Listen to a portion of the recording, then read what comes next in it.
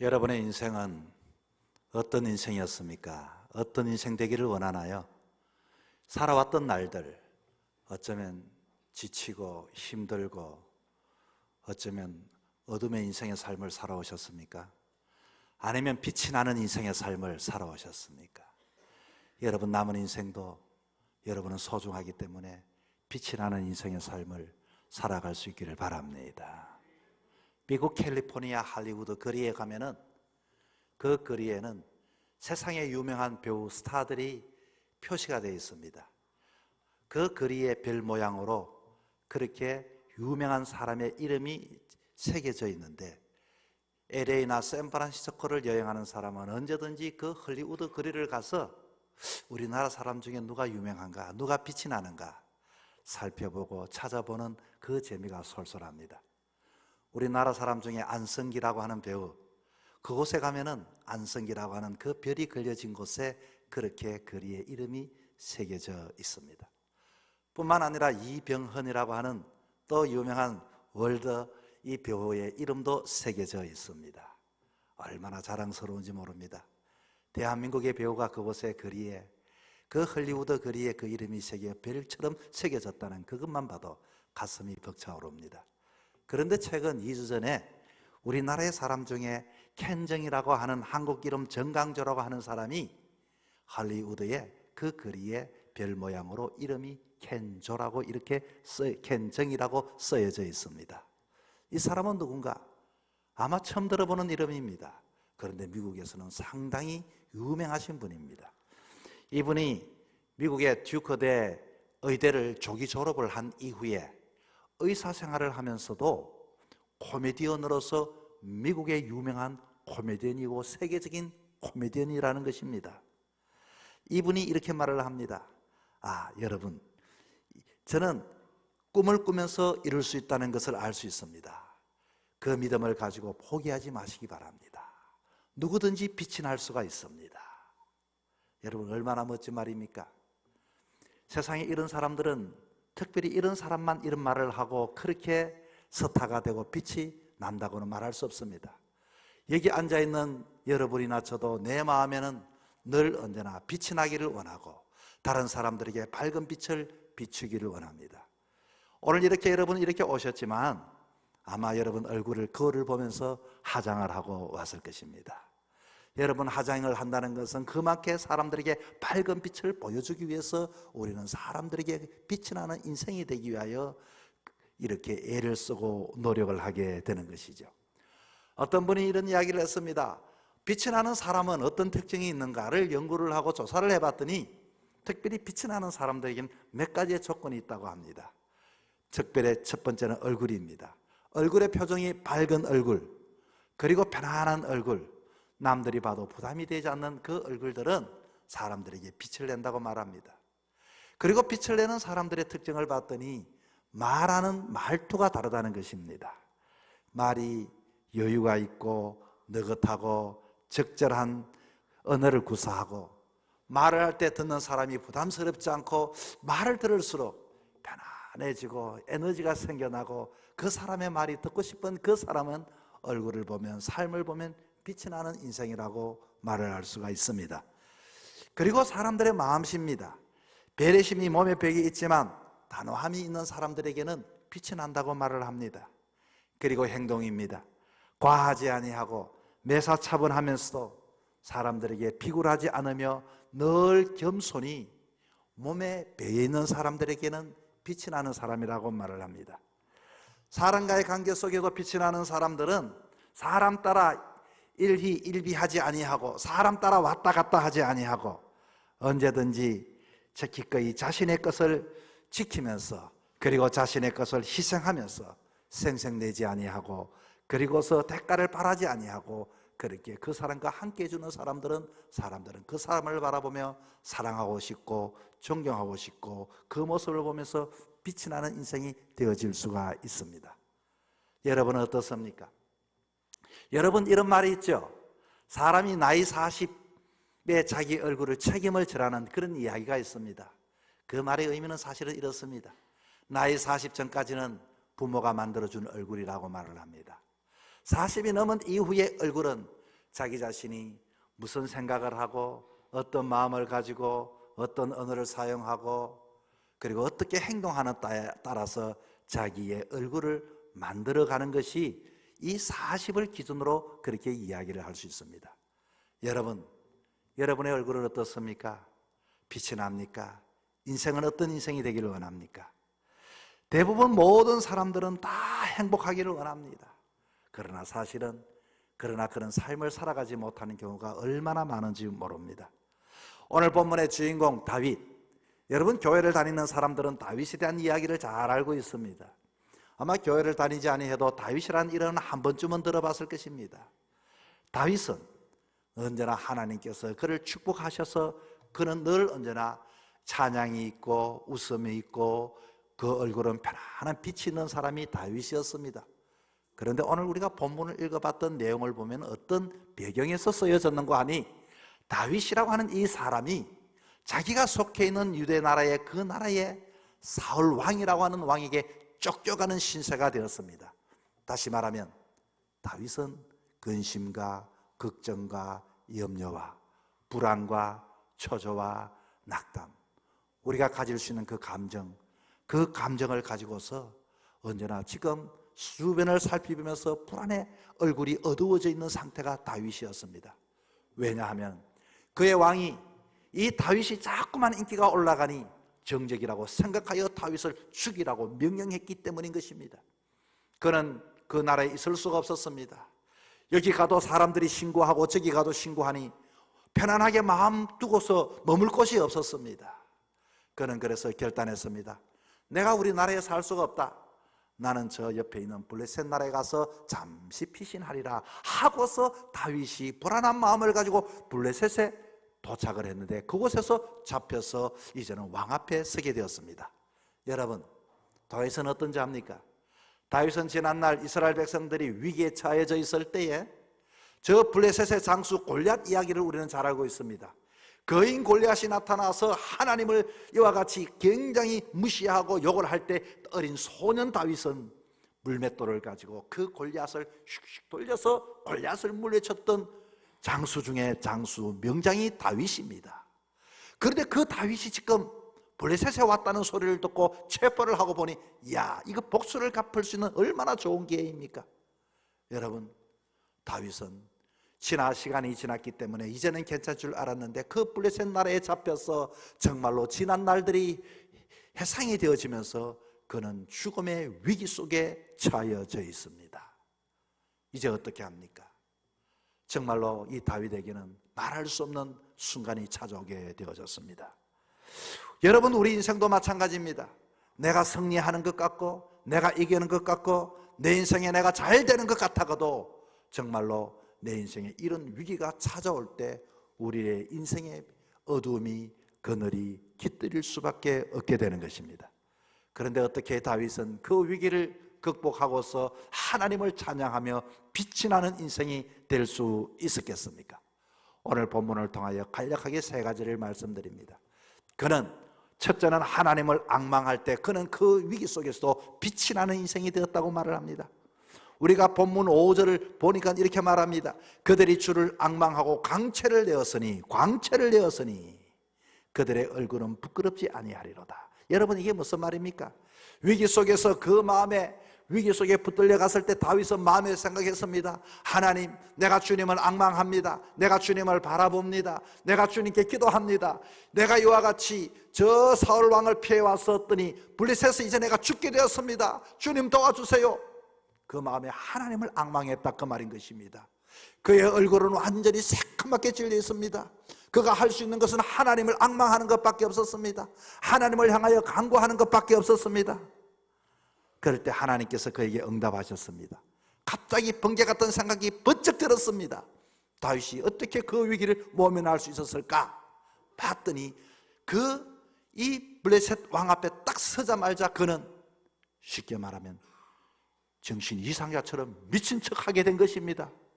미친 척 이와 같이 말을 하고 침도 질질 흘리고 엉뚱한 소리를 하니까 왕이 그때 명장 다윗이 이렇게 미쳐버렸다니, 여봐라, 어떻게 미친 사람을 이렇게 내 앞에 데려왔느냐, 그를 당장 쫓아내버려라.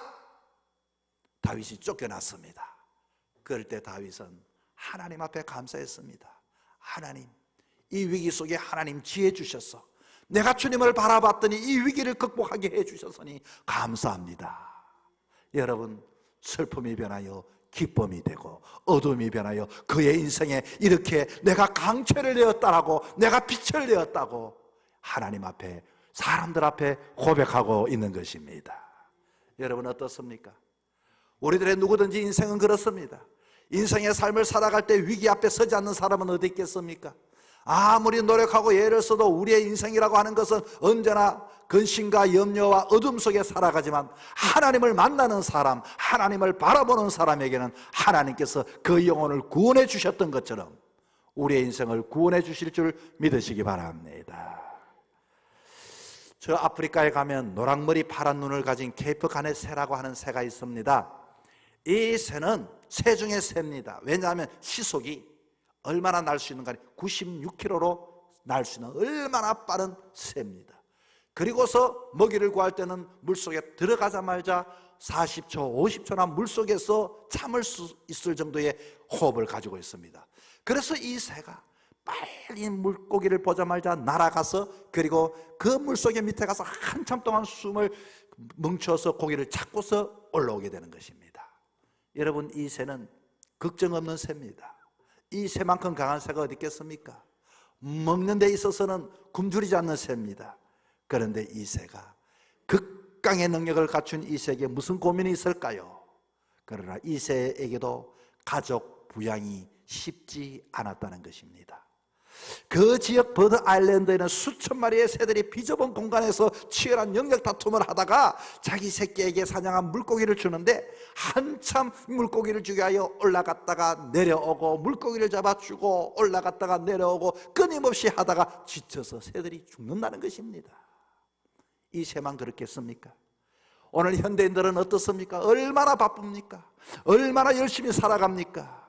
그렇게 삶을 살아가지만 만족이 있습니까? 행복이 있습니까? 우리의 인생에 그 빛은 다 사라지는 인생이 될 수밖에 없습니다. 성경은 우리에게 말합니다. 수고하고 무거운 짐진 자들아 다 내게로 오라. 내가 너희를 쉬게 하리라. 주님의 초청, 어떤 자격도 필요하지 않습니다. 누구든지 주님께 나아가면 하나님께서는 위기 앞에 우리로 하여금 피할 방법을 주시고 우리를 구원해 주시고 평강을 주시는 하나님이심을 믿을 수 있기를 바랍니다. 우리 인생은 여러분, 하나님을 바라볼 때 빛을 발할 수 있습니다. 아니, 어떻게 하나님을 바랄 때 빛을 발할 수 있습니까? 캄캄한 밤 하늘에 둥근 달이 빛을 발합니다. 얼마나 아름답습니까? 얼마나 환합니까? 그 달이 떠서 어둠에, 이렇게 어둠 속에서 모든 것을 비춰줄 때 모든 것들이 아름답게 빛이 납니다. 그러나 사실은 여러분, 달이라고 하는 것은 발광체가 아닙니다. 빛을 발할 수가 없습니다. 이 빛을 발할 수 있는 것은 태양밖에 없죠. 태양이 빛을 발할 때 이 달은 그 빛을 반사하여 내는 반사체가 바로 달인 것입니다. 여러분 힘들 때마다 태양과 같은 하나님 앞에 여러분이 시험을 받아서 그 발광체 앞에 서서 우리가 세상을 반사해낼 때 우리도 빛이 나는 인생이 되는 것을 믿을 수 있기를 바랍니다. 우리는 부족합니다. 우리는 인생들은 연약합니다. 그러나 누구든지 주님 앞에 서는 인생은 빛을 반사할 수 있는 반사체가 될 수가 있게 되는 것입니다. 모세가 하나님의 부름을 받아서 시내산에 올라갔습니다. 말씀을 붙잡았습니다. 돌판을 가지고 말씀을 내려올 때 사람들이 모세의 얼굴을 쳐다볼 수가 없었습니다. 말씀을 붙잡았던 모세, 그래서 그의 얼굴이 너무 빛이 나서 사람들은 쳐다볼 수 없어서 옷을 벗어서 모세의 얼굴을 덮었다고 했습니다. 누구든지 하나님의 말씀을 붙잡고 누구든지 하나님을 바라보는 자에게 하나님께서는 우리의 인생을 빛이 나게 하시고 우리를 구원하시고 은혜 주는 것을 믿을 수 있기를 바랍니다. 두 번째는, 여러분 얼굴에 빛이 나고 인생에 빛이 나는 것은 사실은 얼굴에 빛이 나는 것은 아닙니다. 마음의 평강을 가질 때 우리의 인생이 빛이 나게 되는 것입니다. 여러분, 인류의 첫 감정은 어떤 감정일까요? 성경에 열어봤더니 성경에서 하나님께서 인간 아담을 만드셨는데 이 아담이 하나님 안에 에덴 동산에 있을 때는 걱정근심이 없었습니다. 그러나 아담이 하나님으로부터 떨어지고 멀어지고 불순종할 때 첫 번째 든 감정이 뭔지 아십니까?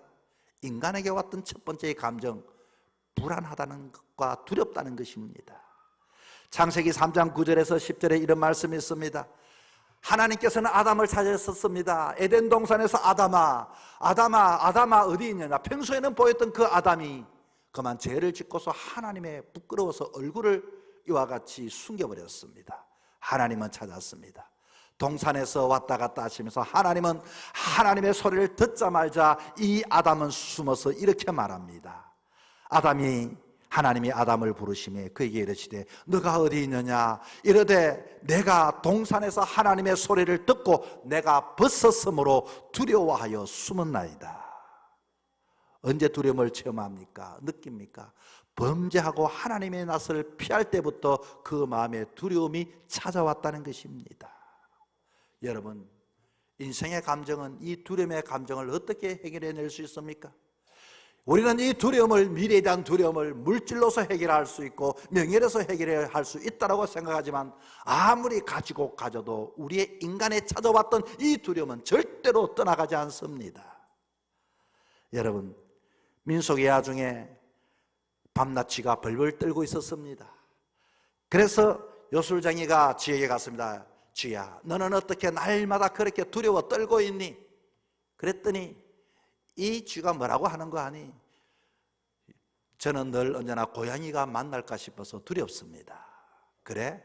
그러면 내가 너에게 고양이로 만들어줄게 하고서 쥐를 고양이로 만들어줬다는 것입니다. 어느 날 그 쥐가 고양이로 변한 이 고양이를 만났습니다.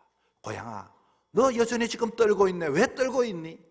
저는 개를 만날까 싶어서 두려워서 떨고 있습니다. 그리고서 어느 날 봤더니 자기가 그렇게 바꿔줬던 그 개가 그 꼬리를 배 밑에 감추고서 벌벌 떨고 있는 것을 보았습니다. 개야, 어떻게 너는 그렇게 떨고 있니? 이제는 두려운 게 없잖냐? 범을 만날까 싶어서 두려워 떨고 있습니다. 요술쟁이는 그러면 내가 너에게 범이 되게 하겠다, 호랑이가 되게 하겠다. 그리고 호랑이로 바꿔줬습니다. 그런데 그 호랑이는 어르렁거리면서 늘 언제나 오른쪽 왼쪽을 쳐다보면서 그렇게 굶어 죽고 있었습니다. 왜 그러냐고 이와 같이 물어봤더니 저는 사냥꾼을 만날까 싶어서 두려워 떨고 있습니다. 언제쯤 이 두려움의 문제가 해결될 수 있겠습니까? 하나님을 만나기 전에 하나님 주시는 평강이 없으면 인생은 이 땅에 사는 동안에는 두려움을 떨쳐낼 수가 없습니다. 셋째는 사명감으로 살 때 얼굴이 빛이 납니다. 여러분, 옛날에 우리는 이와 같이 일하지 않으면 모든 것들이 편안하다고 생각했지만 정말로 우리 마음에 보람을 느끼고 가치를 느끼고 살아간 것은 주님 오라 하시는 그날까지, 생명 다하기까지 내가 뭔가를 쓰임받고 있다, 내가 뭔가를 일을 하고 있다는 인생은 그 얼굴과 그의 삶은 빛이 나게 되는 것입니다.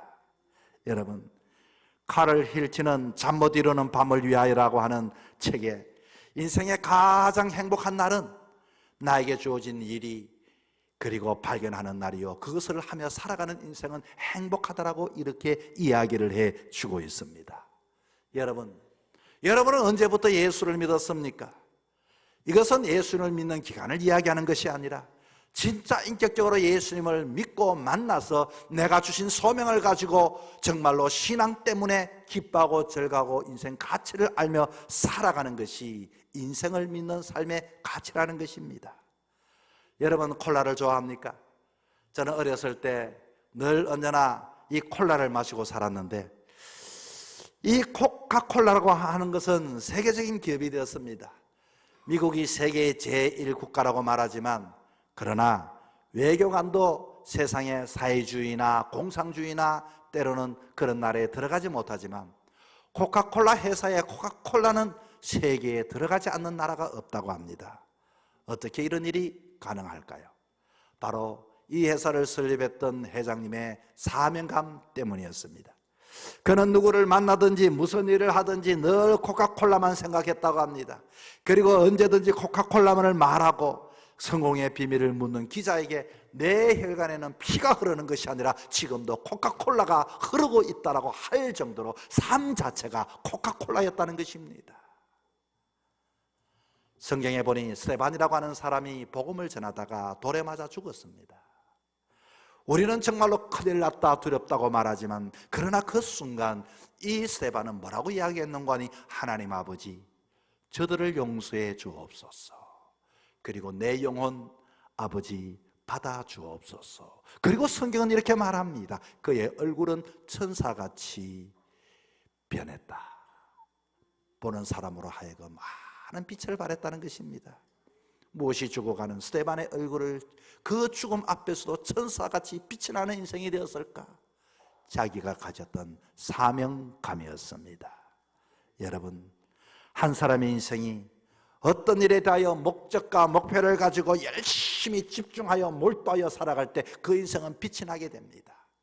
밤새도록 여러분 정말로 땀을 흘리고 기름칠을 하고 그 기계 앞에서 전심으로서 그 기계를 고치는 그 여러분 일하시는 분들을 보면은 참 존경마저 들고 그 사람이 참 얼굴이 빛이 나게 되는 것입니다. 문제를 풀기 위하여 밤을 새워 공부하는 아이의 이 모습을 보면 그 얼굴이 빛이 나게 되는 것입니다. 이 사명은 사명을 위하여 자발적이고 긍정적이고 희생적이어야 하는데 여러분 이 사명은 정말로 자기의 희생도 계산하지 않습니다. 자기의 앞으로 미래에 대해서 생각하지 않습니다. 오로지 거기에 몰두할 수 있는 사명, 붙잡을 수 있는 사명, 죽을 수 있는 그 일, 저와 여러분에게 그것이 있습니까? 그런 사람들에게는 사람들은 사명자라고 말합니다. 사람들의 기억에 오래 남게 됩니다.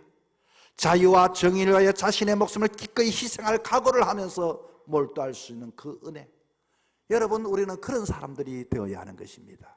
한 생의 삶을 살아가면서 내가 정말로 사랑을 하되 한 여자에게 진정으로 사랑할 수 있는 그런 남자, 내가 정말로 몸 바쳐서 정말 일할 수 있는 그 일, 그런 사람은 빛이 나는 인생이 되는 것입니다. 그런데 사명자라고 하지만 타자가 아닌 자기 이름을 위해서 사는 사명자, 개인 사자, 명자, 이름 명자, 자기만을 위해서 사는 또 짝퉁의 사명자가 있습니다.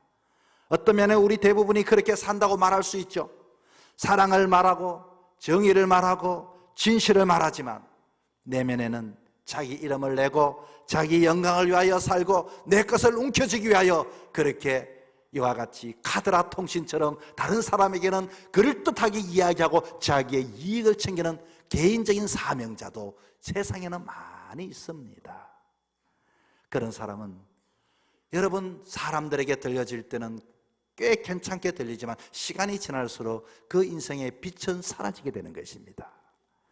누가 누구에게 돌을 던질 수 없을 만큼 부끄럽게 우리는 내 이름이나 내 개인을 위하여 살아왔던 인생임을 고백합니다.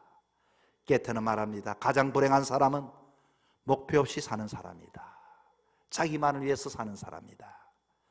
여러분 오늘 이렇게 주님 앞에 예배를 우리는 드립니다. 다시 한 번 더 여러분의 인생은 소중한 인생입니다. 우리가 남들이 나를 이와 같이 빛나게 하는 것이 아니라 스스로 그 연장이 갈려질 때 이와 같이 날카로운 칼이 되고 빛이 나는 보석이 되는 것처럼 우리는 우리 스스로가 우리 자신의 가치를 높이고 빛나는 인생으로 만들어야 합니다. 힘들고 어려울 때 여러분 꼭 주님을 만날 수 있기를 바랍니다. 주님을 바라보십시오. 주님만이 주시는 평강, 그 빛이 내 마음에 들어올 때 걱정, 근심, 염려의 어두움은 빛이 들어올 때는 떠나가게 되는 것입니다. 여러분의 삶이 무능하지 않습니다. 여러분이 정말 어떠한 위치의 장소에든지 빛을 내는 금강석과 같은 빛나는 보석처럼 쓰임받는 인생 되기를 주 이름으로 부탁을 드립니다.